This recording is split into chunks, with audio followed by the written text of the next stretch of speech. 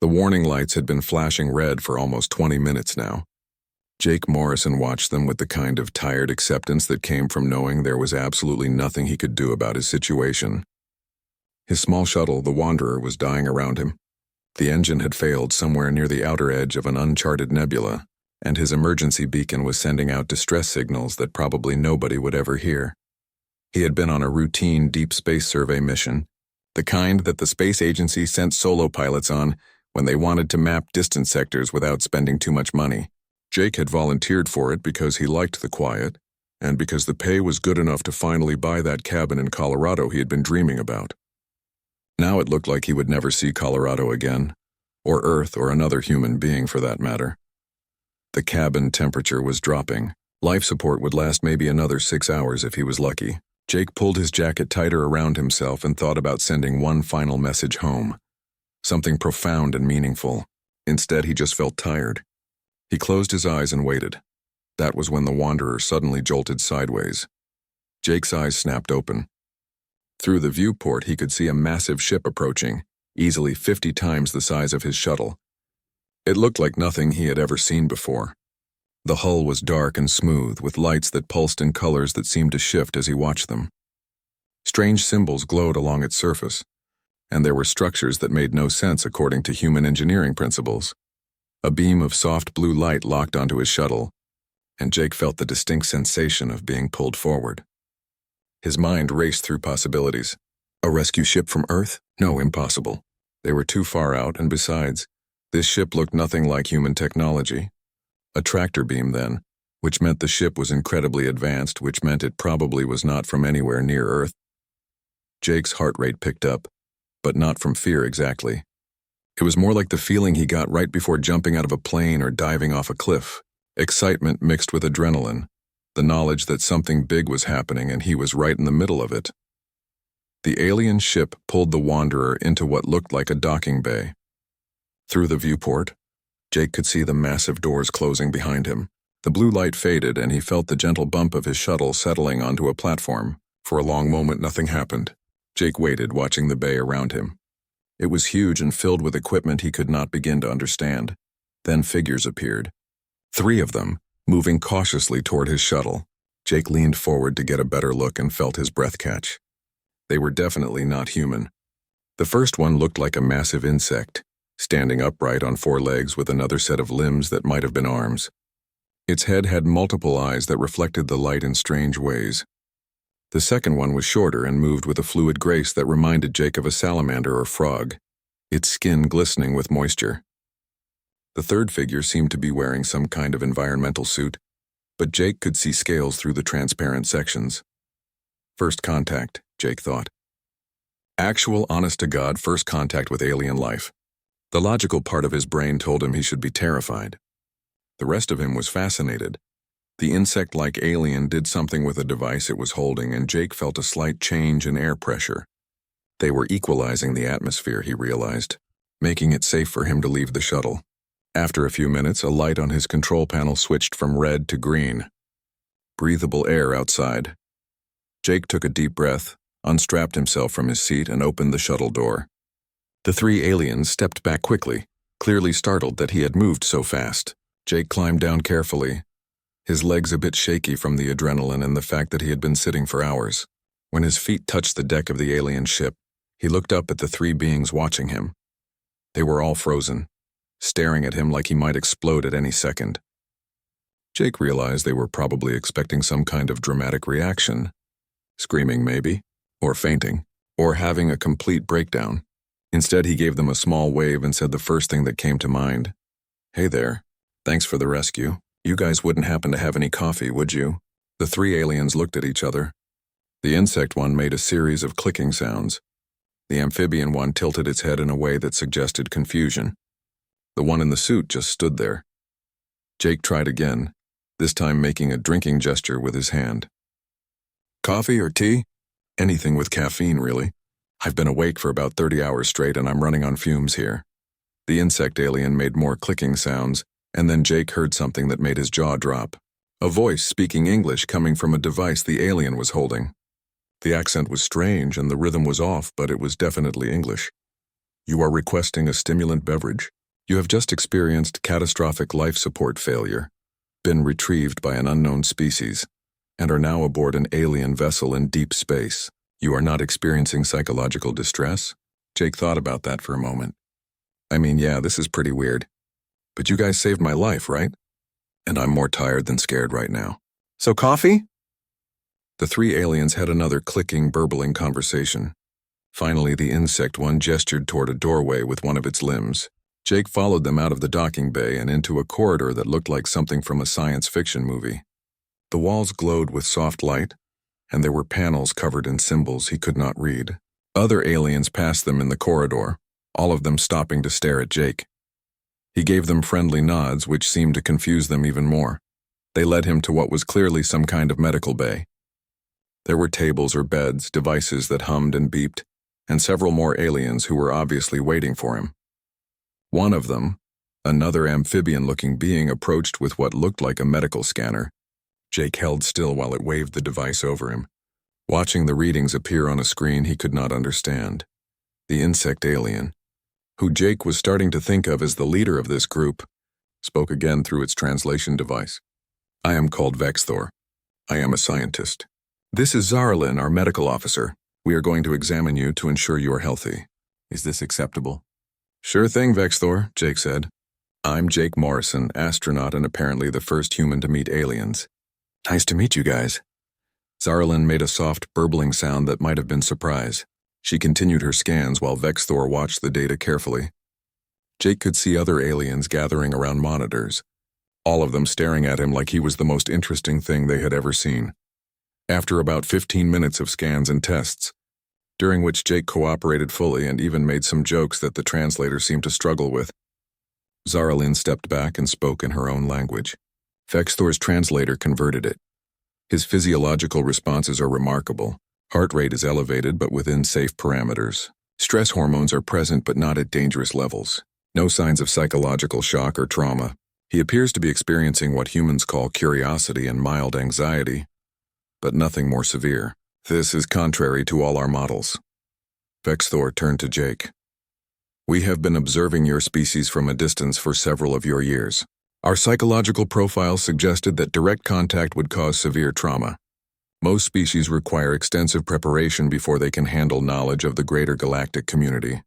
You appear to be handling this with unusual calm. Why? Jake shrugged. I guess because weird stuff happens sometimes, and you either deal with it or you don't.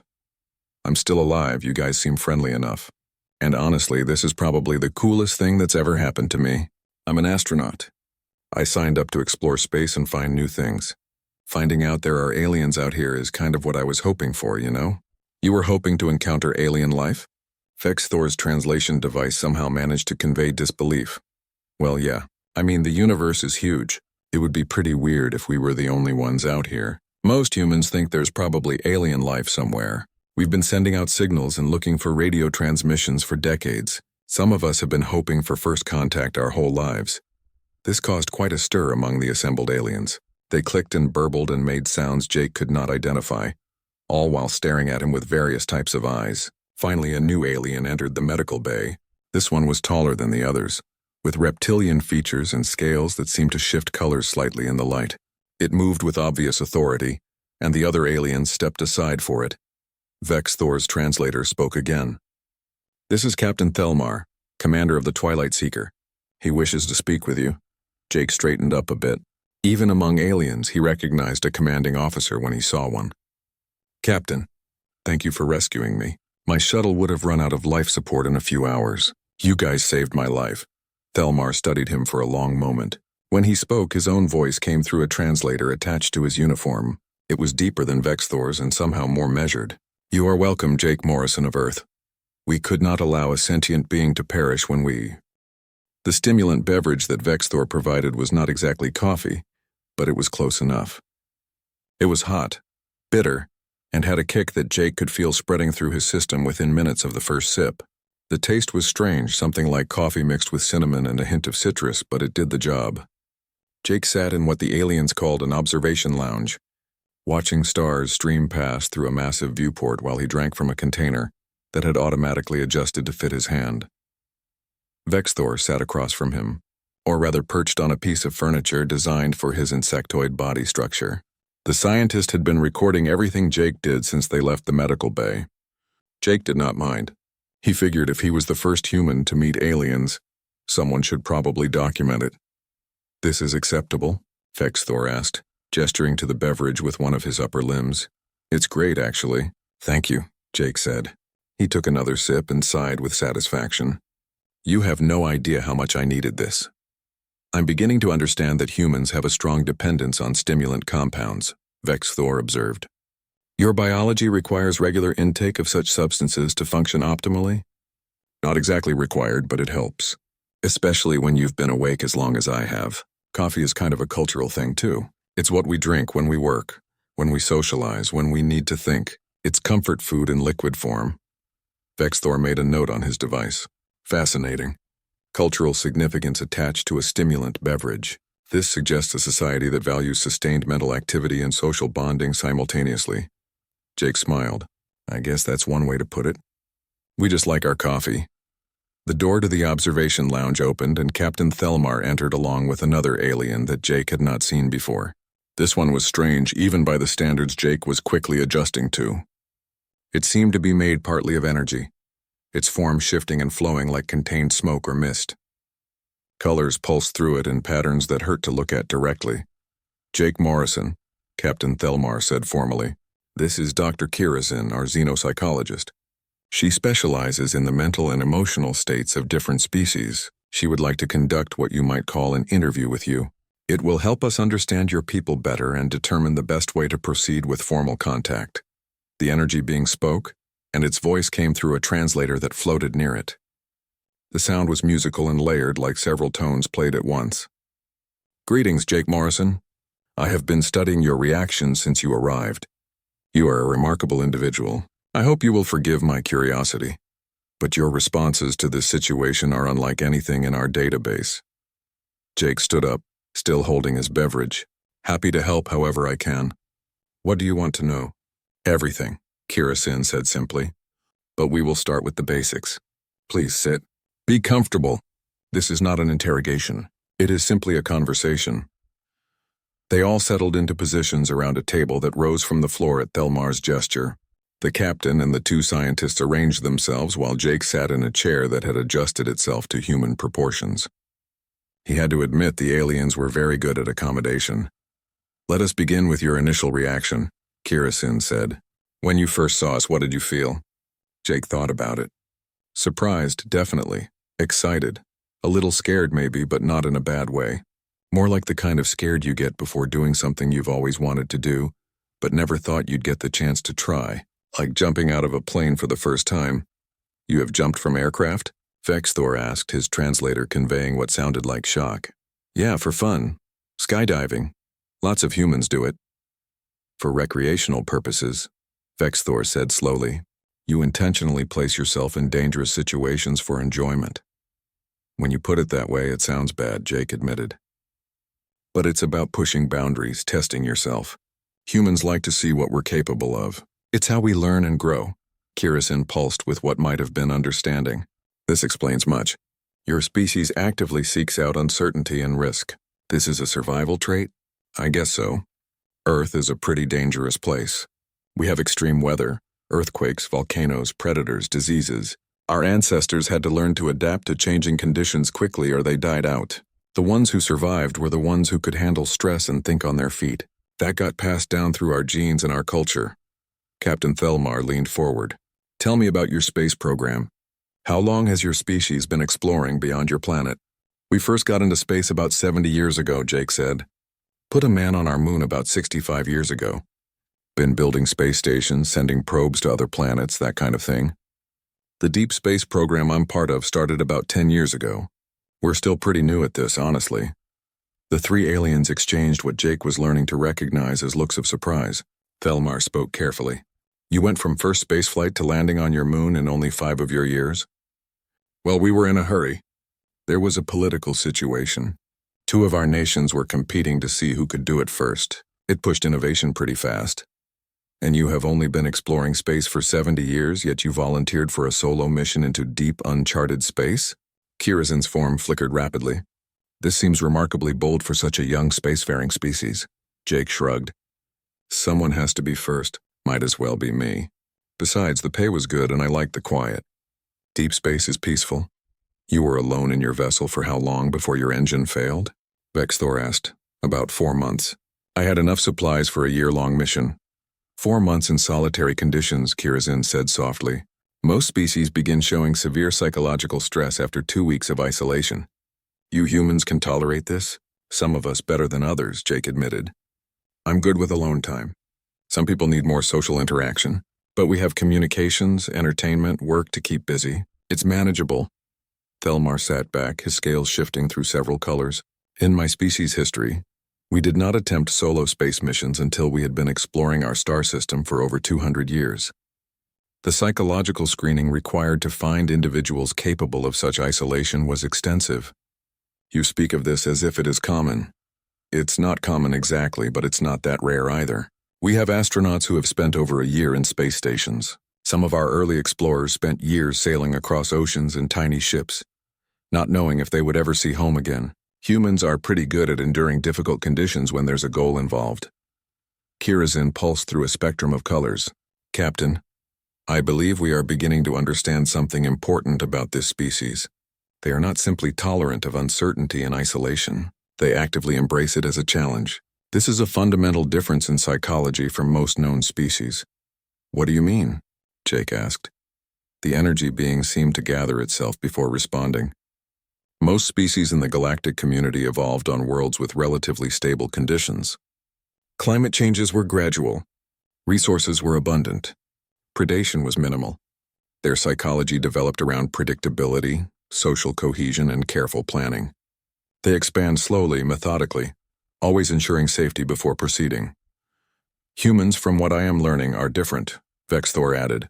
Your world is violent by galactic standards.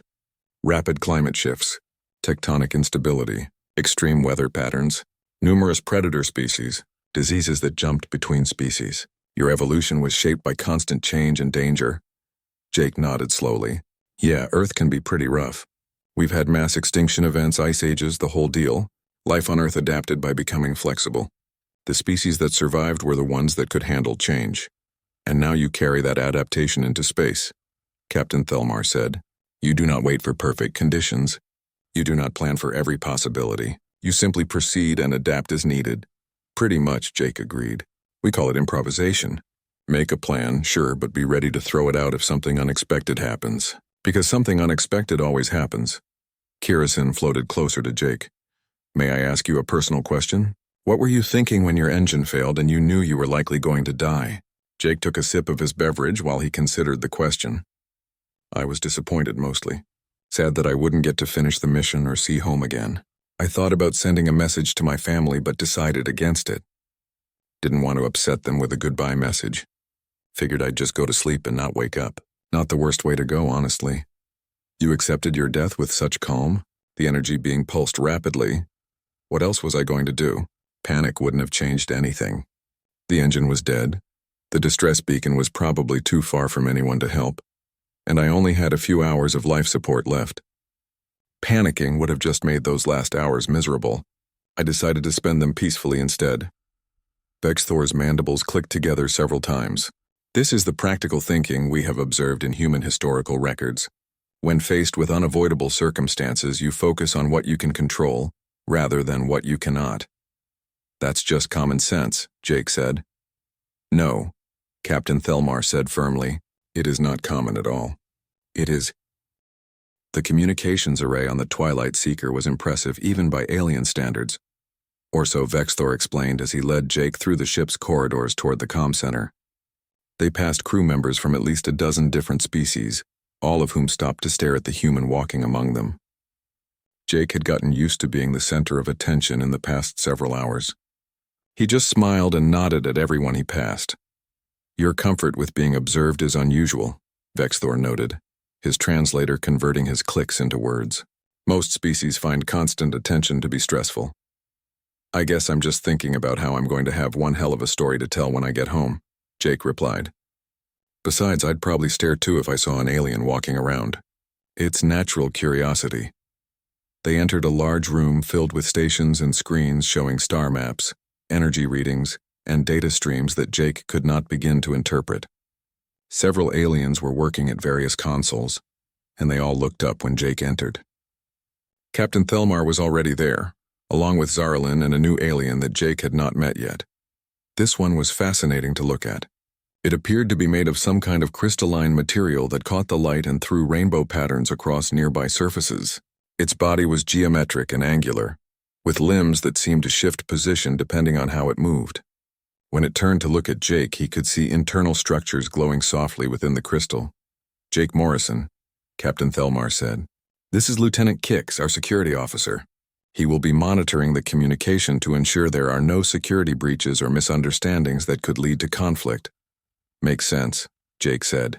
"Nice to meet you, Lieutenant." Kix's internal lights pulsed in a pattern and a translator nearby converted it to speech. "The pleasure is mine, human. I have been reviewing your psychological profile. You are quite remarkable." "I keep hearing that," Jake said with a slight laugh. "I'm really just a regular guy who happened to be in the right place at the right time." "Humility is also a positive trait," Kix observed. "It suggests you will not overstate your authority when speaking to your people." Captain Thelmar gestured to a central console. "We have located the communication frequency your distress beacon was using. We should be able to establish a connection with your mission control center on Earth. However, there is a significant delay due to distance. Messages will take approximately 8 of your minutes to reach Earth, and their responses will take another 8 minutes to return to us." 16-minute round trip, Jake calculated. "That's going to make conversation interesting." "We will compose a message together," Thelmar said. "Something that will inform your people of the situation without causing panic. Your input will be valuable in choosing the correct tone and wording." Jake nodded and moved to the console. A chair rose from the floor to accommodate him, and screens flickered to life showing video feed options. "Okay, so what do we want to say? Hi, Earth. Aliens are real and they saved my life. Please send diplomats." Vexthor's mandibles clicked in what Jake was learning to recognize as amusement. Perhaps something slightly more formal, but yes, essentially that message. They spent the next 20 minutes crafting a message that would inform Earth without causing widespread panic. Jake insisted on keeping it simple and direct. He explained that humans responded better to straightforward information than vague or overly diplomatic language. Finally, they had something everyone agreed on. Jake positioned himself in front of the visual pickup, took a deep breath, and began recording. "This is astronaut Jake Morrison from the deep space vessel Wanderer. I am currently aboard an alien spacecraft called the Twilight Seeker. My engine failed approximately 9 hours ago, and this ship rescued me from certain death. The beings aboard this ship are peaceful and have treated me well. They are representatives of something called the Galactic Council, a coalition of spacefaring species from across the galaxy." He paused, making sure he was keeping his voice calm and steady. "I am unharmed and in good health. The captain of this vessel, Thelmar, wishes to establish formal diplomatic contact with Earth. They have technology far beyond ours and knowledge of hundreds of other species. This is first contact, people. Aliens are real, they're friendly, and they want to talk. I need you to patch this message to mission control, and then to the appropriate government authorities. And somebody please tell my mom I'm okay. Morrison out." The recording stopped. Jake looked at the aliens around him. "How was that?" "Direct and informative," Captain Thelmar said. "You included emotional reassurance for your family. This shows humans value personal connections even during historic events." "Of course we do," Jake said. "My mom is probably worried sick.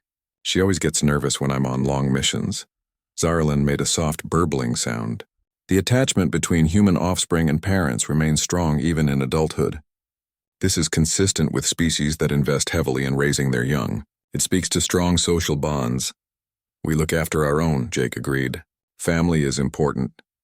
Vexthor activated the transmission and the message began its journey through space toward Earth. Now came the hard part, waiting for a response. Captain Thelmar suggested they use the time productively by continuing to learn about each other. "Jake Morrison, would you be willing to participate in some practical assessments?" the captain asked. "We would like to understand human capabilities better. Nothing dangerous or uncomfortable, simply tests of problem solving and adaptability." "Like what kind of tests?" Perhaps you could examine some of our technology and share your observations, Vexthor suggested. An untrained perspective sometimes sees solutions that experts overlook. Jake agreed, and they led him to an engineering section of the ship. The room was filled with equipment that looked like it belonged in a dream or a particularly creative science fiction movie. Energy conduits glowed with inner light.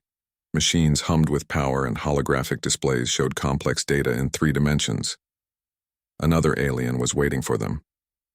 This one had multiple limbs, each ending in different types of appendages, tools, and manipulators. Its body was partially mechanical, with visible gears and servos integrated into what appeared to be biological tissue. When it saw Jake, several of its limbs waved in greeting.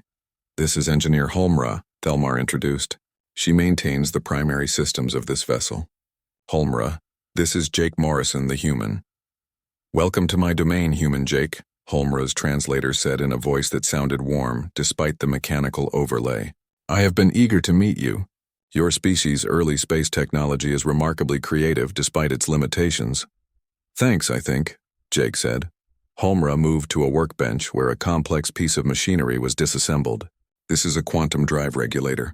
It has been malfunctioning intermittently, and I cannot determine the cause. The diagnostics show no errors, yet the performance degrades unpredictably." "Would you examine it?" Jake looked at the device.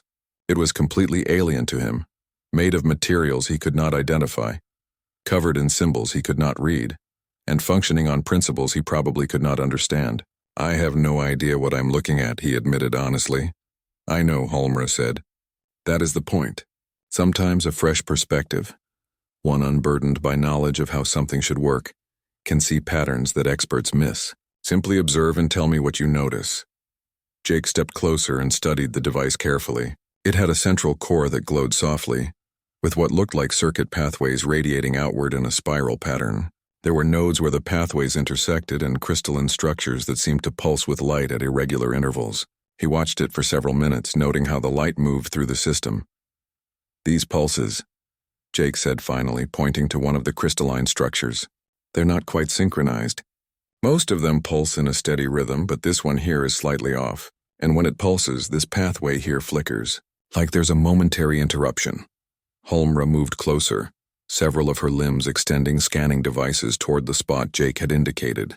She made a sound that the translator did not convert, but that somehow conveyed surprise. "He is correct. There is a fractional timing deviation in this crystal matrix, so small that our standard diagnostics ignore it as within normal parameters.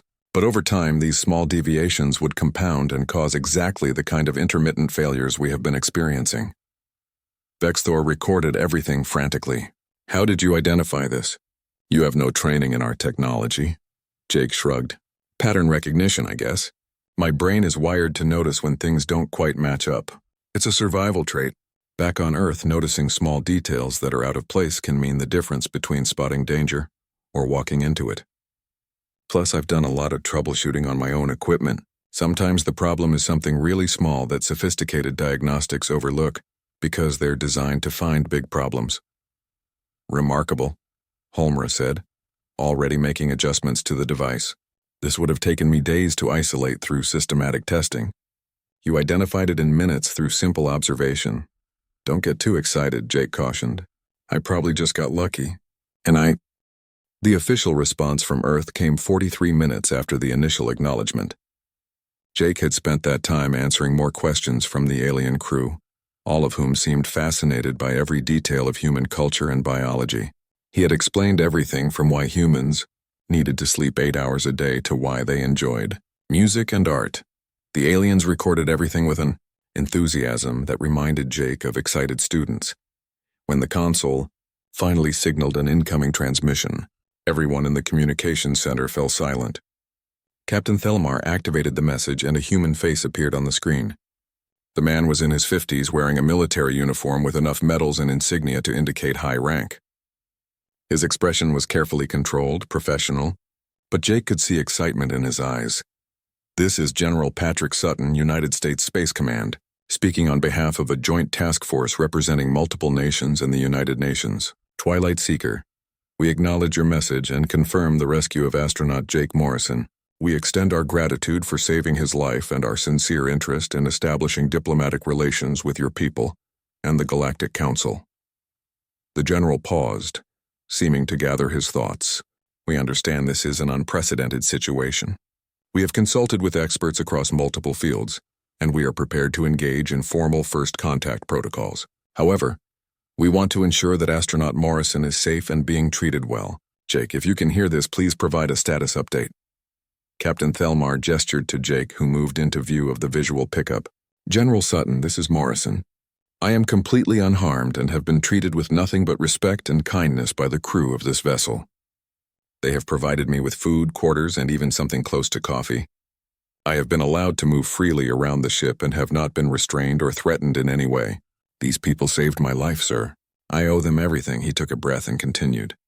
"I have spent the past 12 hours interacting with multiple species and learning about the Galactic Council. Sir, this is real. Aliens exist. There are hundreds of different species, and they have technology that makes ours look primitive. But they are not hostile. They are curious about us just like we are about them. I strongly recommend we proceed with diplomatic contact. This is an opportunity we cannot afford to miss." Jake stepped back and Captain Thelmar moved into the frame. "General Sutton, I am Captain Thelmar of the Twilight Seeker. Your astronaut speaks truthfully. We mean no harm to humanity. The Galactic Council has protocols for integrating new species into the larger community. Normally, this process takes many years and involves careful observation before first contact. However, circumstances have accelerated our timeline. We are prepared to begin formal negotiations if your people are willing." The message ended and they sent it back toward Earth. Another 16-minute wait. Jake found himself pacing despite his exhaustion. The adrenaline that had kept him going was starting to wear off, and he could feel the weight of what was happening settling on his shoulders. "You are concerned," Vexthor observed. "Your body language suggests increased stress." "Just tired," Jake said. "And realizing that I'm kind of in the middle of the most important event in human history."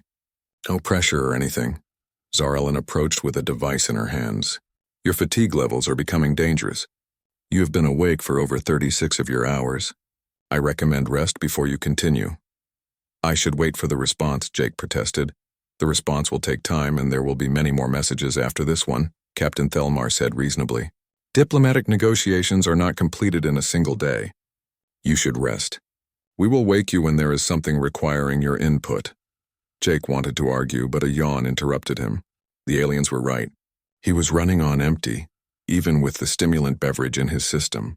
"Okay, yeah. Rest sounds good. You guys have somewhere I can crash?" They led him to quarters that had been hastily modified for human occupation. The bed was strange, some kind of gel-like surface that adjusted to his body when he lay down, but it was comfortable. As his eyes closed, his last thought was wondering what his family and friends back on Earth were thinking right now.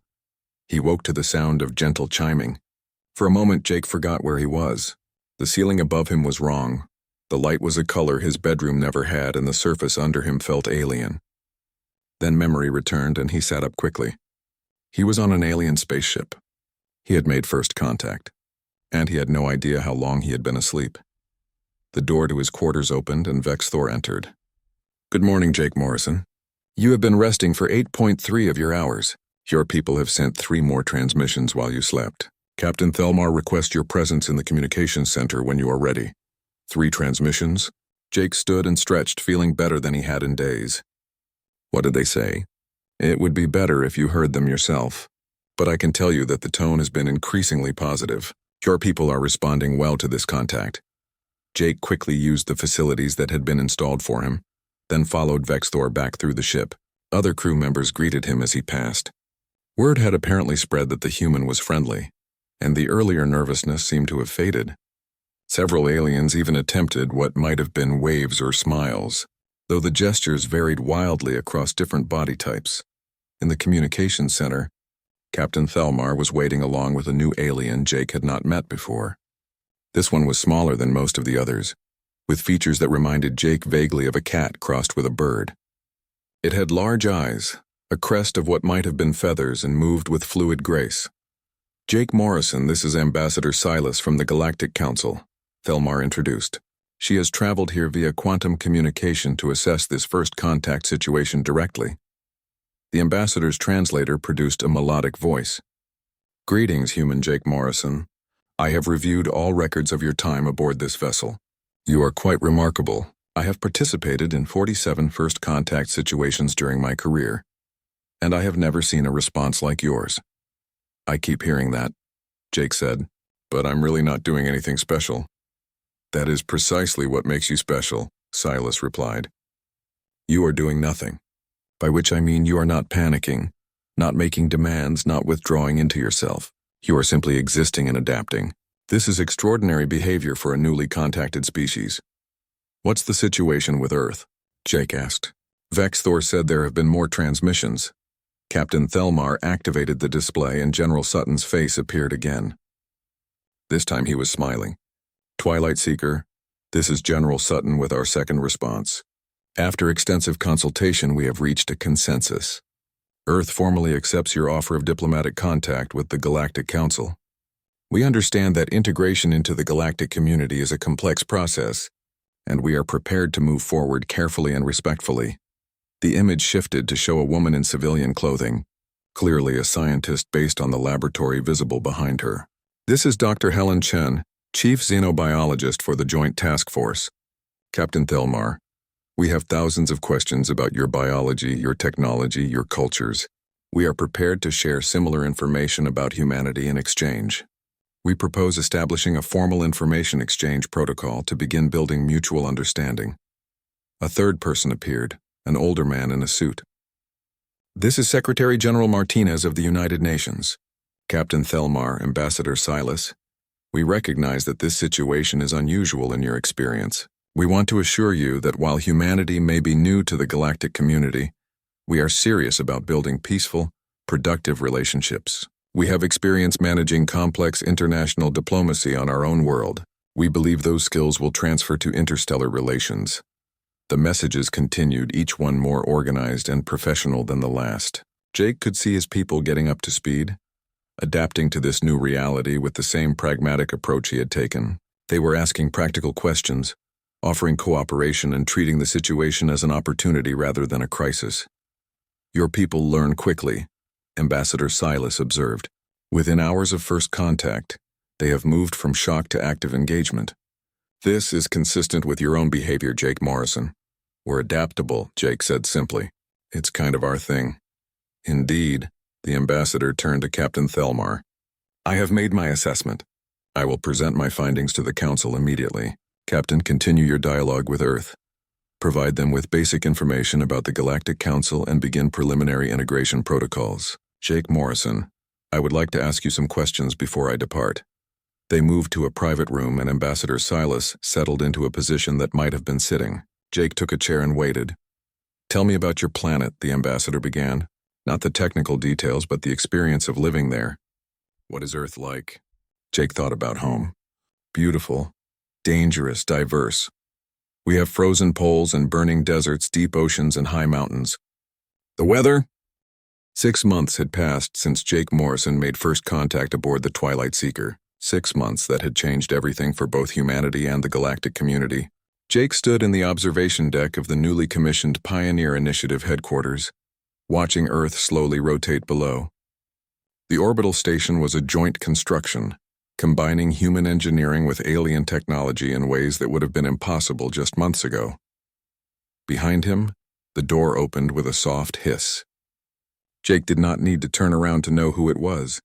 He had learned to recognize Vexthor's distinctive clicking footsteps. "You are contemplating again?" the scientist observed, moving to stand beside Jake at the viewport. "This is a human habit I have noticed.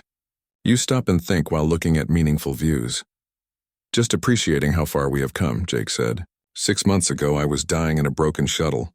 Now I'm training the first human-alien joint exploration crew. It is hard to believe sometimes. For all of us, Vexthor agreed. The Council has never moved this quickly on anything. Ambassador Silas created quite a stir with her recommendation. Many species were concerned about integrating humans so rapidly. And are they still concerned? Vexthor's mandibles clicked in what Jake had learned was his version of amusement. Less so every day. Humans continue to exceed expectations. Speaking of which, we should proceed to the training center. Today is the first full crew simulation. They walked through the station's corridors together, an alien scientist and a human astronaut side by side. It was a sight that had become common over the past months as the two species worked together.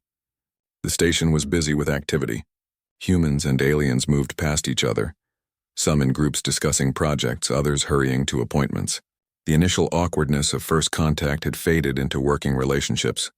The training center was a massive space filled with simulation equipment, briefing rooms, and physical training areas. When Jake and Vexthor entered, they found the rest of the crew already assembled. There were 12 of them in total, 6 humans and 6 aliens from different species. They represented the first official joint exploration team, and they had been training together for 2 months. Jake recognized all of them by now. There was Lisa Hayes, a xenobiologist who had volunteered immediately when the program was announced. She was brilliant, enthusiastic, and seemed to have no fear of the unknown. Beside her stood Commander Pete Sullivan, a veteran astronaut with 20 years of experience. Jake had worked with Pete before and trusted him completely. The third human was Sam Porter, an engineer who had already started modifying alien technology with human innovations.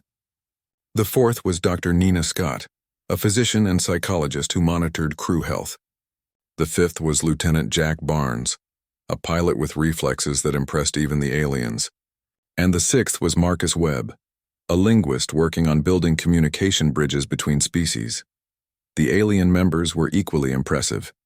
There was Zarkix, a security specialist from Lieutenant Kix's species who could see in multiple spectrums and had reflexes that made humans look slow. Engineer Telmoth was Holmra's apprentice, learning human problem-solving approaches. Navigator Sinara belonged to an aquatic species and could process spatial data faster than any computer. Scientist Kevlin was an energy being like Dr. Kirasin, specializing in stellar phenomena. Medical Officer Yulton came from a species with incredible precision and steadiness. And there was Scout Pixra, small and fast, from a species that had evolved in low-gravity environments. "Good morning, everyone," Jake called out. "Today we run our first full crew simulation. Command has designed a scenario that will test everything we have been training for: navigation, engineering, science, security, medical response, and most importantly, teamwork. Are we ready?" "Ready," the crew responded together, human voices and alien translators blending. Captain Thelmar entered the training center, his scales shifting to an authoritative deep blue.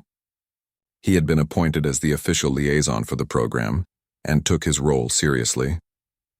"Crew of the Pioneer Initiative, today you will face a scenario designed to challenge you. You will encounter equipment failures, spatial anomalies, medical emergencies, and tactical situations. The simulation is difficult by design. We want to see how you handle stress and uncertainty as a team." Lisa raised her hand. "Captain, is this based on an actual mission profile?" "It is based on conditions you would encounter in the frontier regions we hope to explore," Thelmar replied. "Regions where other crews have failed due to psychological breakdown or inability to adapt. If you succeed today, you will prove that joint human-alien crews can handle what neither species could handle alone." The crew moved to the simulation pods, state-of-the-art virtual reality systems that would make the scenario feel completely real. Jake had been through similar simulations during his astronaut training, but nothing as sophisticated as this. The aliens had technology that could mimic every sensation, from the vibration of a ship's engines to the taste of recycled air. Inside the simulation, Jake found himself on the bridge of a ship called the Pioneer One. It looked like a fusion of human and alien design, practical and efficient. His crew materialized around him at their stations. Through the viewport, he could see a star system that looked wrong. The stars were too close together, their light strange colors. Spatial distortions rippled through space like heat waves. "Status report," Jake called out, falling into the rhythm of command. "Navigation has multiple anomalies," Sinara reported, her translator converting her aquatic sounds into words. "The spatial fabric here is unstable. Standard jump routes are not available. Engineering shows fluctuations in the power grid," Sam added. "Something about this region is affecting our systems." "I am detecting unusual energy signatures," Kevlin said, his form pulsing with concern. "The stellar phenomena here do not match any known classification. Adjust course to avoid the worst distortions," Jake ordered. "Sam, work with Telmoth to stabilize our power. Kevlin, keep monitoring those energy signatures. Everyone stay sharp." The simulation threw problem after problem at them.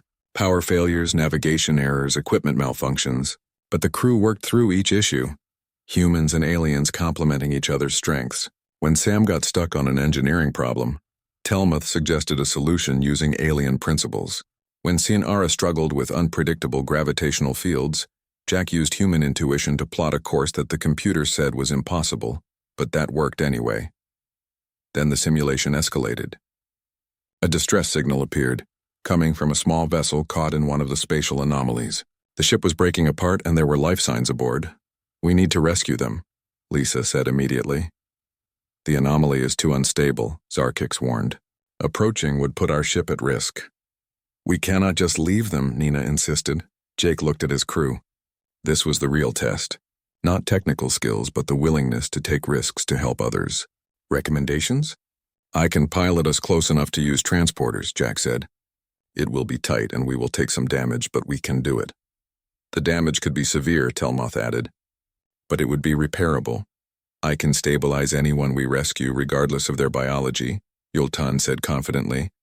"My species has medical techniques that work across different physiologies." Jake made his decision. "We go in. Jack, get us as close as safely possible. Yultan, prepare medical bay. Everyone else, secure for rough maneuvering. We are not leaving anyone behind." The simulated rescue was harrowing. The ship shook violently as they entered the anomaly. Alarms blared. "Systems failed." But Jack's piloting was perfect, and they managed to transport the distressed crew aboard just before their ship exploded. The Pioneer One barely escaped the anomaly, trailing sparks and venting atmosphere. "Damage report," Jake called out once they were clear. "Multiple hull breaches, power at 40%, life support compromised in 3 sections," Sam reported. "But we are alive and so are the people we rescued." "Medical team reports all rescued individuals are stable," Nina added. "Good work, everyone." The simulation faded and the crew found themselves back in the training center. They climbed out of the pod, some looking shaken, others exhilarated. Captain Thelmar was waiting, along with several other observers, including General Sutton and Ambassador Silas, who had traveled to Earth for this occasion. "How did we do?" Marcus asked. General Sutton smiled. "You succeeded. Not perfectly, but you succeeded. You worked together, combined your different abilities, and made the hard calls when necessary. Most importantly, you were willing to take risks to save lives. That is exactly what we need in frontier crews." Ambassador Silas approached the group. "I have witnessed many training exercises across dozens of species. This was exceptional. You faced challenges that have broken other crews and you adapted. You improvised. You succeeded through teamwork and determination. This is proof that the human-alien partnership works." Captain Thelmar's scales shifted through colors expressing pride. "The Galactic Council has approved your mission. In 2 weeks, the Pioneer One, the real ship, will depart for the frontier regions. You will be the first joint crew to explore territories that have been deemed too dangerous for standard operations. You will face real challenges, real dangers, but based